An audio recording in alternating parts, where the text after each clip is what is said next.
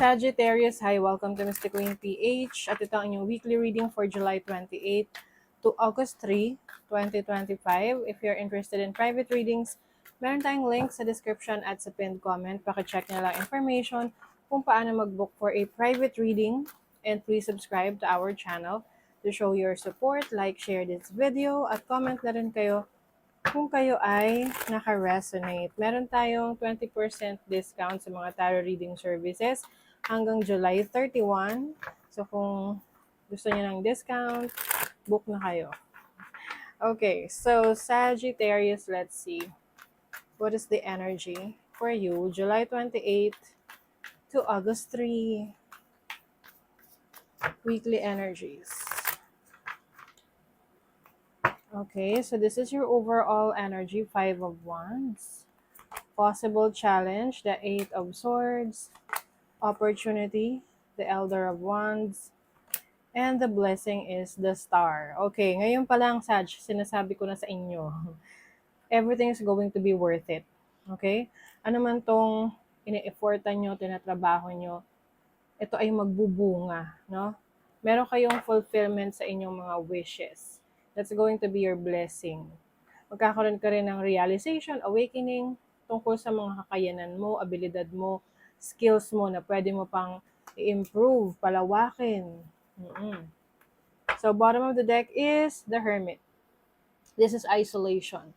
Yung iba sa inyo, maaring mas nagsastrive kayo or parang mas gusto nyo ngayon na tahimik lang, wala masyadong wala masyadong connection or pakikipag-usap sa iba. Maaring nagkakaroon kayo ng self-reflection, evaluation, reassessment ng mga priorities nyo sa buhay. Maaring yung iba umiiwas muna or iiwas muna sa paglabas or pagsama sa pagsama sa mga kaibigan or pakikisalamuha sa ibang tao. Kasi ayaw nyo ng gulo, no? Maaring meron kayong iniiwasan na mga tao na alam nyong hindi talaga totoo sa inyo. Yung parang iba yung intention sa inyo, hindi genuine sa inyo.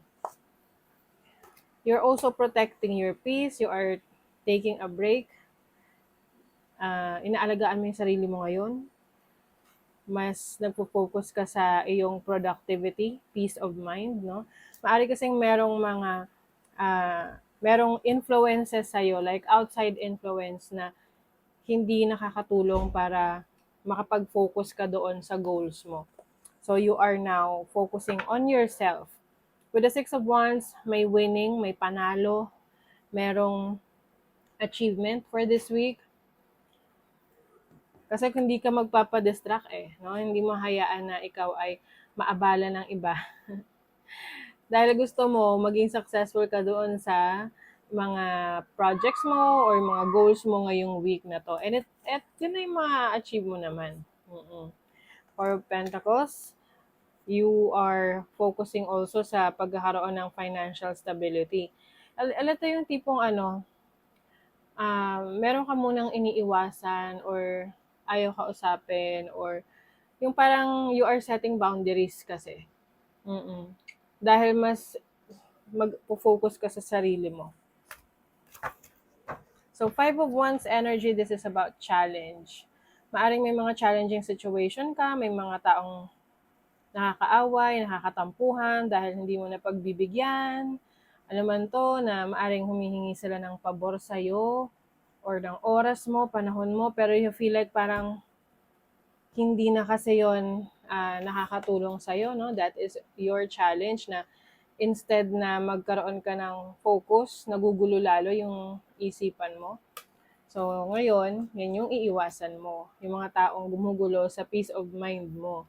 And then, your opportunity is the Elder of Wands. Pagkakaroon ng kalayaan na magawa yung gusto mo. Hindi naman porket malaya ka na gawin mo, sila, malaya na rin, napakialaman ka.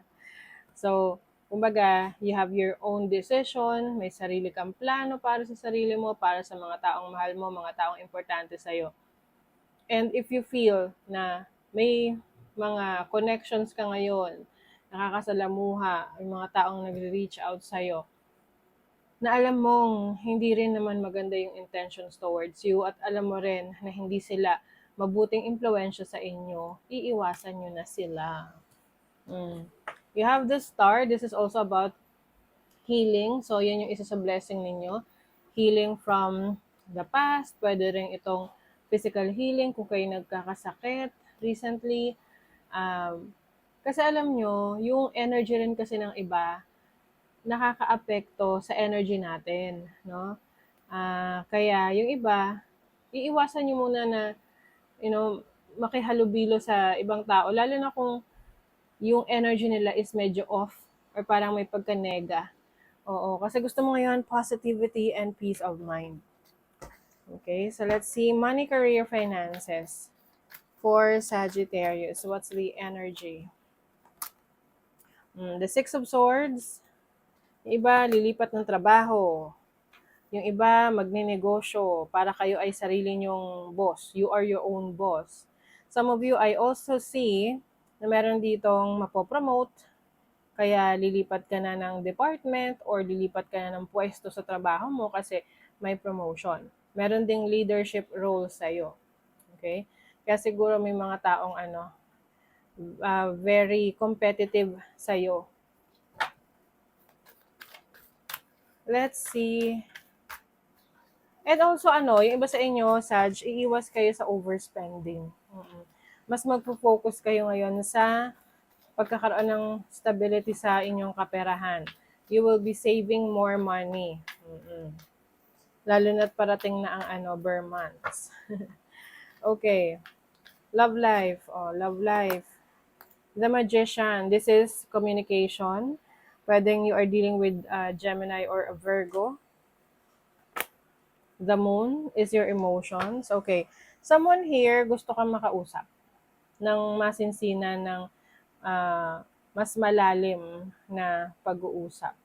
It's either ikaw yung gustong makipag-usap or mag-reach out or someone is going to reach out sa'yo to finally talk things out. Kaya lang, syempre, you have to pay attention rin if totoo ba yung sinasabi ng taong to sa'yo.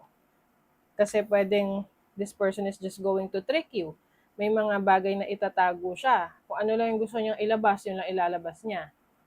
Okay? So, mas maging aware ka sa ganon.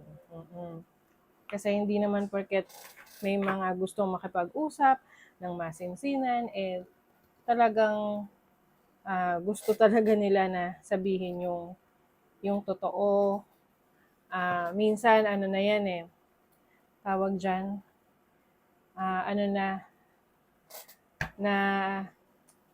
ang tawag doon, hindi ko maano yung word. Censored na, oo. Let's see, kasi pinili na nila pinipili lang nila kung ano yung sasabihin sa'yo para pabor sa kanila. Okay, so pay attention. Person of air, so that may be the person that you're dealing with. May regrets, maaring merong person, no? Gaya ng sinabi ko sa inyo kanina, pwedeng Gemini o kaya Virgo. Gemini, Libra, Aquarius. Meron kasi ritong nang hihinayang or meron siyang regrets sa mga bagay na hindi niya nasabi or nagawa sa'yo. Di ba? Di ba sinabi ko sa inyo kanina, first part ng reading, merong wish fulfillment. Meron kang wish na matutupad. Celebrate mo na yan. Congrats.